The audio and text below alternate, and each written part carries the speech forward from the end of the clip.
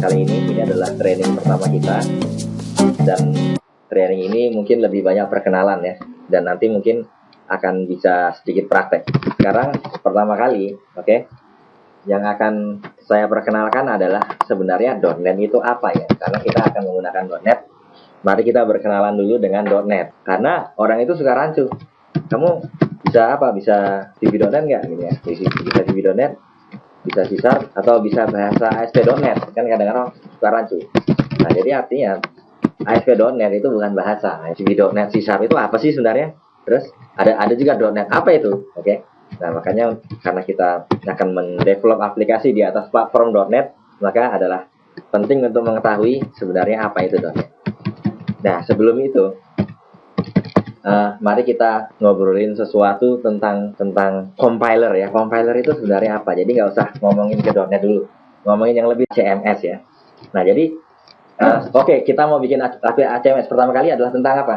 Karyawan ya. Oke, saya mau bikin tentang karyawan. Kira-kira kayak gini deh. Kayak gini, terus supaya ada accountingnya kayak gini. Oke. Nggak ada ya zaman sekarang pemrograman yang seperti ini, karena ini tidak manusiawi. Oke. Nah, makanya kita dibantu sama yang namanya bahasa pemrograman seperti itu. Nah, jadi ada yang namanya bahasa pemrograman, karena sudah terlalu tidak manusiawi untuk langsung 1010101 seperti ini. Oke. Nah, tapi sebelum ada bahasa pemrograman harus disadari dulu ya, ada yang namanya compiler ya, ada yang namanya assembler. Nah, itu beda. Oke. Nah, apa itu assembler ya? Bukankah assembler itu adalah mengubah dari bahasa assembly ke binary ya, ke exe ya? Jangan kalau compiler misalkan dari bahasa Pascal atau C lah, misalkan dari bahasa C ke exe. Bukannya dari suatu bahasa ke bahasa lain. Kenapa dibedakan? Ya, dibedakan karena kalau assembler itu dia cuma sekedar memapping satu-satu aja. Jadi misalkan add, 1000 itu add. Jadi yang namanya bahasa assembly itu kan kira-kira kita nulis kayak gini kan. Nanti hasilnya adalah seperti ini. Nah, dari sini ke sini prosesnya itu cuma sederhana untuk memapping aja. Add itu 1000. Stop itu berapa? Dan sebagainya. Artinya assembler itu cuma sekedar memapping. Tapi kalau misalkan bahasa sih, nanti X dibagi 2 dengan X sama dengan X tambah 1. X sama dengan X tambah 1. Jadi misalkan X dibagi 2. Sekarang pertanyaannya, if itu assembly-nya apa ya? Nggak ada, assembly-nya nggak ada. X lebih kecil dari 2, X sama dengan X. Ini satu statement banyak yang dilakukan.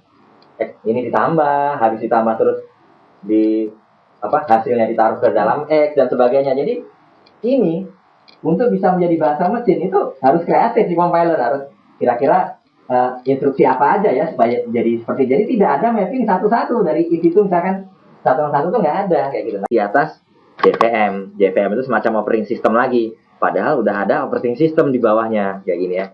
Jadi ada operating system di atas operating system.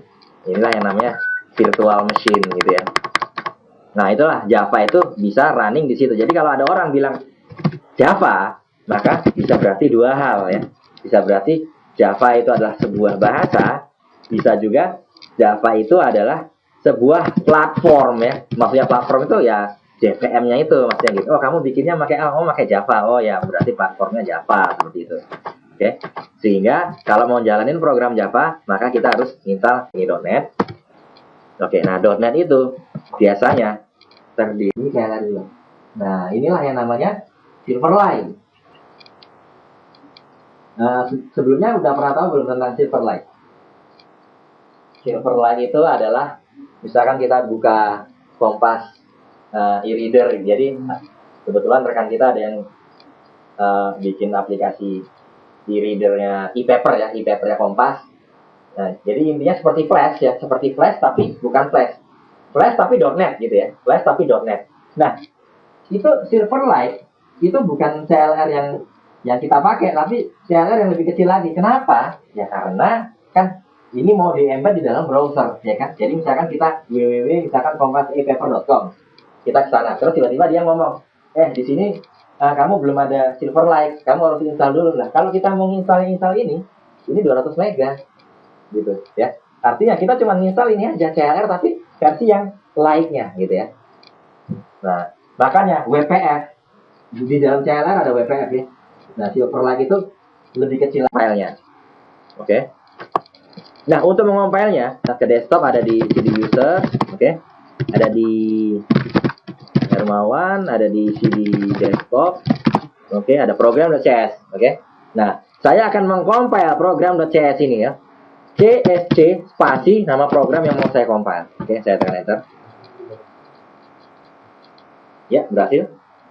Muncullah. Ini adalah bahasa MSIL dan ini adalah bahasa C#. Perhatikan bedanya. Satunya adalah ternyata bedanya banyak ya. Oke. Nah, jadi kalau kita pengen lihat apa sih yang dilakukan oleh main ini ya, nah, perhatikan di sini. Nope itu artinya no operation. Nah, lalu kita ingin memanggil console.writeLine ya. Nah, untuk memanggil kalau di dalam assembly kita harus ngomong dulu bahwa aku taruh dulu halo dunianya, stringnya aku taruh dulu, baru aku panggil fungsinya. Jadi ini adalah dua operasi yang terpisah. Jadi di sini istilahnya aku taruh dulu ya, push misalkan writeLine kayak gitu, halo dunia di push, lalu panggil writeLine. Nah, kira-kira kayak gitu kalau di dalam mindsetnya. Kalau mindset bahasa yang primitif itu seperti ini, nggak bisa masa sekali panggil ada writeLine-nya, ada parameternya, itu nggak jelas ya. Bahkan lebih canggih lagi kan kayak gini, kita bisa misalkan 3 ditambah 2. Ini sekali panggil ada operasi aritmetiknya, wah nggak jelas. Nah, kalau bahasa yang primitif itu nggak kayak gitu ya. Jadi push dulu halo dunia, terus aku console writeLine ini istilahnya saya push ke dalam stack. Nah, kalau di dalam MSIL namanya adalah load string ya, load string halo dunia seperti itu. Lalu aku panggil writeLine-nya. WriteLine-nya tahu bahwa parameternya ada halo dunia, tahu dari mana? Karena kita sudah mempush ini ke dalam stack, istilahnya kayak gitu ya. Nah, mungkin kita akan pelajari ini nanti ya. Ini perkenalan, nggak usah terlalu dalam dulu. Dan bahkan mungkin kita nggak akan membahas ini ya, karena tanya aja sebagian besar pemrograman .NET, programmer.NET tanya LDS ada apa, pasti nggak tahu deh. Jadi intinya, wah aku nggak tahu ini gimana, nggak apa-apa ya, oke. Dan sebenarnya aku juga nggak tahu loh, ngomong aku taunya cuma LDSTR sama CAL doang, sama NOP udah, ya kan. Sebenarnya aku juga nggak tahu nih. Oke.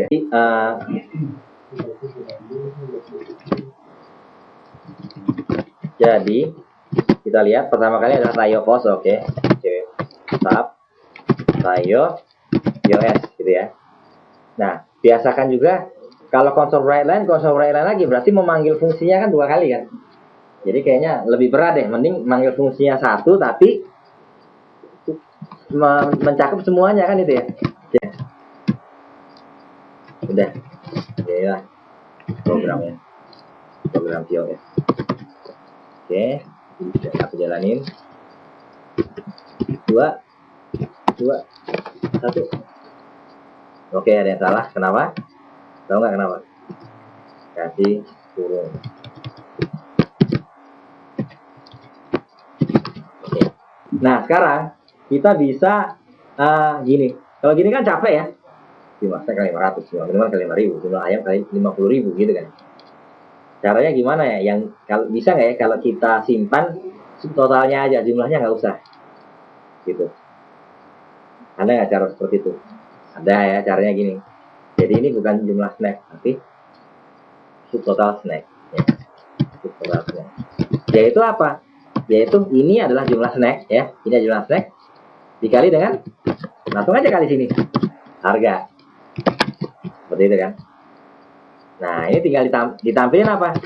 Ya ini nggak usah di ini lagi, tinggal ditampilin sub snacknya. Gitu kan? Nah, yang lain juga boleh kayak gitu. Jadi ini adalah total minuman. Kayak gitu. Langsung aja di sini kan. Dikali dengan 5.000. Kenapa kok boleh dikali? Karena ini apa ini? Ini apa ini? Ini nilai apa nih? Tipenya integer, ya kan? Yang string kan ininya doang. Ini ya. Nah, setelah ini di parse, nah ini sudah integer gitu ya. Sudah bisa dikali langsung. Dan juga sama dikali dengan 50.000. Sudah 3. Oke. Ini mau kebaliknya. 2. Oke. Sehingga di sini adalah bla bla bla bla bla, ada plus plus pusing kan. Sudah saatnya aku ajarkan tentang format string. Oke, ini POS, aku ganti sebentar. Sini ya. Tadi kalau misalkan mau nampilin 5 tambah 3 sama dengan 8, caranya gimana? 5, lalu tambah gitu kan. Tambah lagi, 3 gitu kan. Tambah lagi, sama dengan gitu kan. Tambah lagi adalah 5 ditambah 3 gitu kan. Nah, ada cara lain ya kan, pusing lah kayak gitu kan. Nah, cara lain kita harus belajar dengan format string. Jadi ini namanya format string ya. Nah, jadi gini. Nah, kurung kurawal itu ada